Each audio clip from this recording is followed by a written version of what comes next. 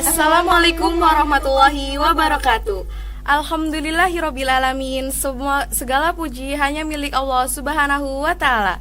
Salawat serta salam semoga senantiasa tercurah kepada Nabi Muhammad sallallahu alaihi wasallam, teladan terbaik umat manusia. Halo sahabat pendengar, selamat datang di podcast Semaker. Pada episode spesial kali ini, kita akan memperingati peristiwa agung Isra Mi'raj Nabi Muhammad SAW dengan tema Membumikan perintah Allah melalui peristiwa Isra Mi'raj. Perkenalkan, nama saya Rifatul Amalia Dan saya Talita Zara Salsabila. Dalam acara podcast kesayangan kita hari ini, kali ini kita akan membahas peringatan Isra Mi'raj yang diperingati setiap tanggal 16 Januari. Sebelum itu, kami mengucapkan selamat memperingati Isra Mi'raj untuk semua umat Islam. Berbicara tentang Isra Mi'raj, kita sudah kedatangan narasumber istimewa kita, yaitu Bapak Ilman Nafi Nugroho RMPD dari SMA Negeri 1 Kersana. Selamat pagi Bapak. Ya, selamat pagi semuanya. Bagaimana kabarnya Pak? Alhamdulillah sehat walafiat. Kalian bagaimana kabarnya? Alhamdulillah baik ya. Ceria ya? Iya, ceria. Isra Mi'raj bukan sekedar perjalanan Rasulullah Shallallahu Alaihi Wasallam, melainkan perjalanan spiritual yang mempertemukan langit dan bumi. Dalam peristiwa ini, Nabi Muhammad Shallallahu Alaihi Wasallam menerima perintah langsung dari Allah Subhanahu Wa Taala, yaitu sholat 5 waktu. Oke, jadi di sini kita akan bertanya kepada Bapak mengenai peristiwa Isra Mi'raj. Jadi pertanyaan yang pertama yaitu menurut Bapak, apa sih makna membumikan perintah Allah dalam konteks kehidupan sehari-hari? Membumikan perintah Allah ya? Iya. Membumikan perintah Allah dalam konteks sehari-hari itu artinya bahwa sesuatu yang kita lakukan dalam kehidupan sehari-hari tentunya berkaitan dengan kewajiban. Itu kita bisa menerapkan, memahami, mewujudkan, dan bahkan mengamalkan atau juga mengimplementasikan dalam kehidupan sehari-hari. Tidak hanya sebatas memahami sesuatu secara konsep teori saja, tapi juga kita harus mengamalkannya dalam kehidupan sehari-hari. Sebagai contoh, misalnya berkaitan dengan iman. Iman itu secara istilah kan at-tasdiqu bil qalbi wa iqraru bil lisan wa amalu bil arkan. Itu diyakini dengan sepenuh hati, diucapkan secara lisan, dan juga diamalkan secara perbuatan. Artinya di situ ada 3 aspek yang harus kita laksanakan. Tidak hanya sebatas meyakini saja, tidak hanya sebatas mengucapkan saja, tetapi juga harus amalu bil arkan, diamalkan dalam kehidupan sehari-hari. Itulah makna dari membumikan perintah Allah. Jadi perintah Allah tidak hanya dipahami saja, tetapi juga harus diamalkan. Itu untuk membumikan perintah Allah. Iya. Oke, pertanyaan selanjutnya, apa yang dimaksud dengan peristiwa Isra Mi'raj Nabi Muhammad?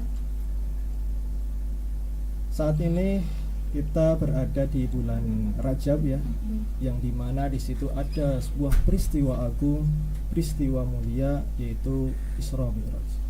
Dan saat ini juga kita akan memperingati peristiwa tersebut. Kita harus memahami bahwa yang namanya Isra Mi'raj itu kan berasal dari bahasa Arab. Isra itu dari kata syara dan Mi'raj itu dari kata araja. Syara itu artinya jalan atau perjalanan, sedangkan araja atau Mi'raj itu artinya naik. Maka Isra adalah perjalanan Nabi Muhammad dari Masjidil Haram ke Masjidil Aqsa. Itu Isra. Sedangkan Mi'raj adalah naiknya Nabi Muhammad dari Masjidil Aqsa ke langit ke-7 hingga Sidratul Muntaha. Itulah di situ maknanya bahwa perjalanan ini bukan hanya perjalanan secara fisik saja, tetapi juga merupakan perjalanan spiritual. Itu makna dari Isra Mi'raj. Berarti Isra Mi'raj ini merupakan kedua peristiwa yang berbeda, begitu ya Pak? Dua peristiwa yang berbeda tetapi terjadi dalam satu malam. Oh iya. Itu kan kalau kita sebagai manusia biasa kan kayaknya mustahil ya. Iya. Kalau kita ya sebagai manusia biasa. Tapi kan Nabi Muhammad memiliki kemuliaan, sehingga Isra Mi'raj ini bukan keinginan Nabi Muhammad, tapi perintah langsung dari Allah Subhanahu wa Ta'ala. Kita mau berapa jarak pergi kemana kan harus berjam-jam ya, Iya. mau kendaraan apa saja. Tapi Rasulullah ini punya kemuliaan, akhirnya melaksanakan Isra Mi'raj ini, dua peristiwa yang terjadi hanya dalam satu malam. Itu keistimewaannya. Iya. Oke, selanjutnya, mengapa perintah sholat disampaikan langsung oleh Allah melalui peristiwa Isra Mi'raj? Sebenarnya perintah atau kewajiban sebagai umat Islam itu kan banyak ya. Itu tercantum di dalam rukun Islam. Mulai dari membaca 2 kalimat syahadat, sholat, zakat, puasa, dan haji. Itu adalah bagian dari kewajiban. Nah, akan tetapi di dalam perintah sholat ini, kewajiban sholat ini disampaikannya itu melalui peristiwa Isra Mi'raj. Karena sholat ini adalah sesuatu yang sangat istimewa, ibadah yang sangat istimewa. Karena dikatakan as-sholatu imaduddin. Sholat itu merupakan tiangnya agama. Dalam sebuah rumah itu kan harus butuh tiang ya, supaya bangunannya kokoh dan kuat. Kalau tiangnya rapuh, maka bangunannya akan gampang runtuh. Tapi kalau tiangnya kuat, maka insya Allah akan kuat juga bangunannya. Itulah kenapa sholat itu disampaikannya, perintahnya melalui peristiwa Isra Mi'raj. Selain itu juga segala amal perbuatan kita yang paling utama akan dihisab nanti adalah tentang sholat kita. Jika sholat kita baik, maka baik pula seluruh amal perbuatan kita. Begitupun sebaliknya, kalau amal kita buruk, maka buruklah seluruh amal perbuatan kita. Itulah makanya sholat itu mempunyai nilai keistimewaan tersendiri, sehingga disampaikan pada saat peristiwa Isra Mi'raj. Oke. Pertanyaan selanjutnya, bagaimana cara membumikan perintah sholat di tengah kesibukan sekolah, bekerja, atau aktivitas digital? Kita menyadari ya bahwa mulai dari kita bangun sampai kita tidur lagi, banyak sekali aktivitas yang harus kita laksanakan. Iya. Kalian mungkin di usia yang belajar, setiap pagi bangun, kemudian berangkat ke sekolah, pulang sore. Iya. Begitupun dengan orang-orang lain atau di sekitar kita, itu juga sama, melaksanakan berbagai macam aktivitas. Ada yang bekerja dari pagi sampai sore, ada yang belajar dari pagi sampai sore, dan sebagainya. Itu bagian dari aktivitas. Tapi juga kita mengingat bahwa saat ini kita berada di era digital. Bagaimana perkembangan teknologi yang sangat pesat, segala macam kita bisa dapatkan, kita bisa tahu dari digital tersebut.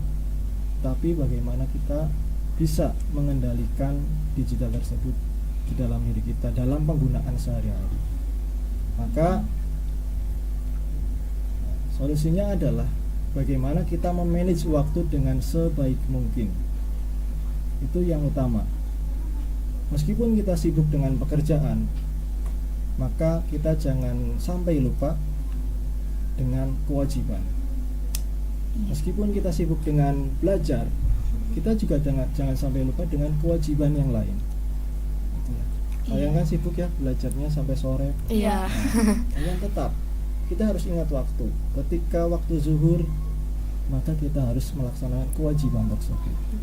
Ketika waktu asar, kita harus melaksanakan kewajiban tersebut. Karena apa?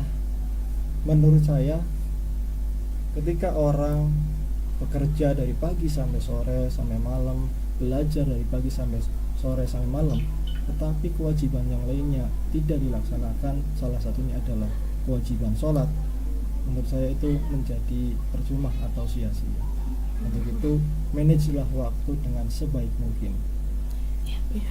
Penggunaan digital, gadget atau HP itu juga harus sebaik mungkin. Jangan sampai kita terlena dengan digital tersebut. Digital bisa menjadi baik atau buruk tergantung kita yang menggunakannya. Iya. Kemudian pertanyaan selanjutnya Bapak, apa tantangan terbesar generasi muda dalam membumikan perintah Allah saat ini? Tantangan terbesar saat ini bagi generasi muda atau juga orang-orang yang hidup di zaman sekarang itu adalah distraksi. Distraksi itu adalah sesuatu yang bisa mengalihkan perhatian. Sebagai contoh tadi sudah saya sebutkan, kita berada di era digital. Itu tantangan kita, bagaimana kita menyikapi perkembangan zaman yang serba digital.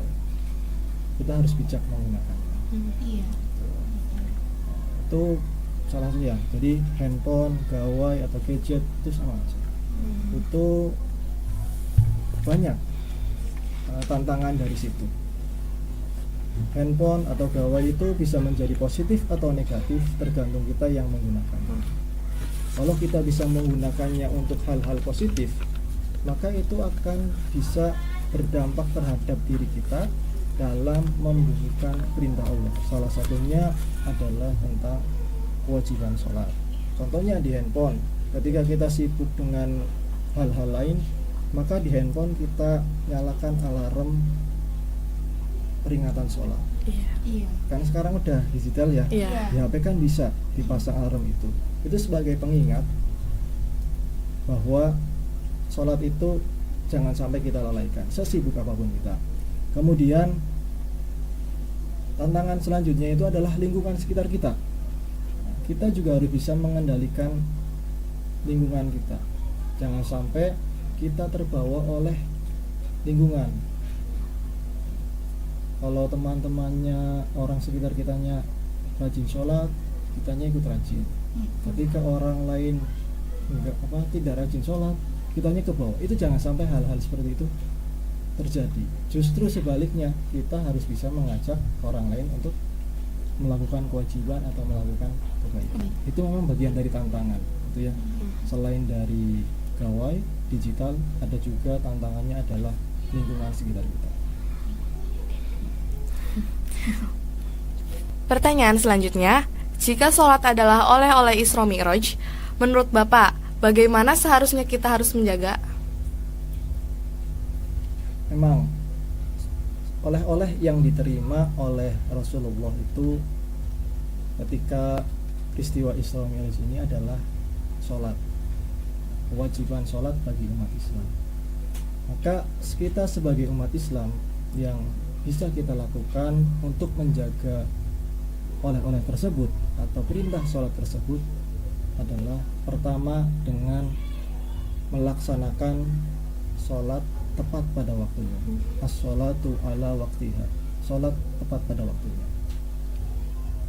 Sudah bisa melaksanakan sholat tepat pada waktunya? Alhamdulillah. Alhamdulillah, masih diusahakan sih Masih Pak. belum sampai. Ya, kadang kita kan lalai ya. Iya. Dan ketika ada waktu sholat tiba, kita kadang nanti dan nanti. Itu kan Iya. ya, karena beberapa hal.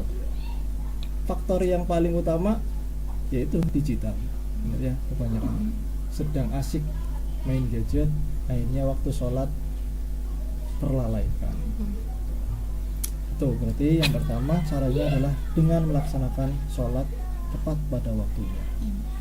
Yang kedua yaitu dengan melaksanakan secara khusyuk, melaksanakan sholat secara khusyuk. Sudah bisa sholat dengan khusyuk? Ya sedang diusahakan juga Sedang sih diusahakan ya. juga. Emang Karena emang lumayan susah juga buat khusyuk. kita Iya. sebagai orang biasa itu melaksanakan sholat secara khusyuk itu lumayan susah. Karena misalnya kita ketika sholat pikiran kita itu macam-macam. Dalam pikiran kita itu banyak hal yang kita pikirkan, masalah, pekerjaan, tugas, dan sebagainya. Itu ada dalam pikiran kita. Seharusnya itu dalam sholat itu kita menghilangkan pikiran-pikiran terhadap hal-hal lain. Kita fokus terhadap sholat. Maka memang kita sebagai manusia biasa berusaha semaksimal mungkin agar bisa melaksanakan sholat tepat pada waktunya dan juga melaksanakan sholat secara khusyuk. Itu yang harus kita jaga melalui peristiwa Isra Mi'raj. Kemudian Pak, pertanyaan terakhir, apa pesan utama Isra Mi'raj yang paling relevan dalam kehidupan sehari-hari? Sholat itu merupakan kewajiban dalam agama ya, agama Islam. Tetapi sholat itu jangan sampai hanya kita melaksanakan saja tanpa mengetahui apa makna dari sholat tersebut. Mungkin sebagian dari kita banyak yang sholat tapi pengennya cepat selesai ya. Iya. Buru-buru. Mohon maaf ya, banyak yang seperti itu di antara kita.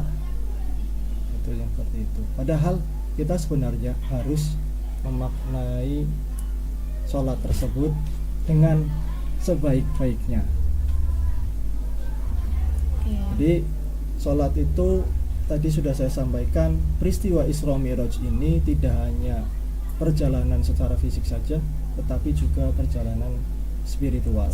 Maka jadikanlah peringatan Isra Mi'raj ini jangan sebagai peringatan semata, tetapi juga harus diamalkan dalam kehidupan sehari-hari.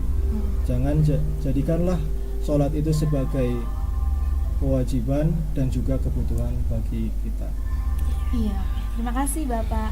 Nah, teman-teman, itulah tadi penjelasan dari narasumber kita yang istimewa. Dapat disimpulkan bahwa peringatan Isra Mi'raj bukan hanya untuk dikenang, tetapi untuk diamalkan. Mari kita buktikan cinta kita kepada Allah dan Rasul-Nya dengan membumikan perintah Allah dalam setiap aspek kehidupan. Semoga kita termasuk golongan hamba yang menjaga sholat dan mengamalkan nilai-nilai Isra Mi'raj. Kami pamit undur diri. Wassalamualaikum warahmatullahi wabarakatuh.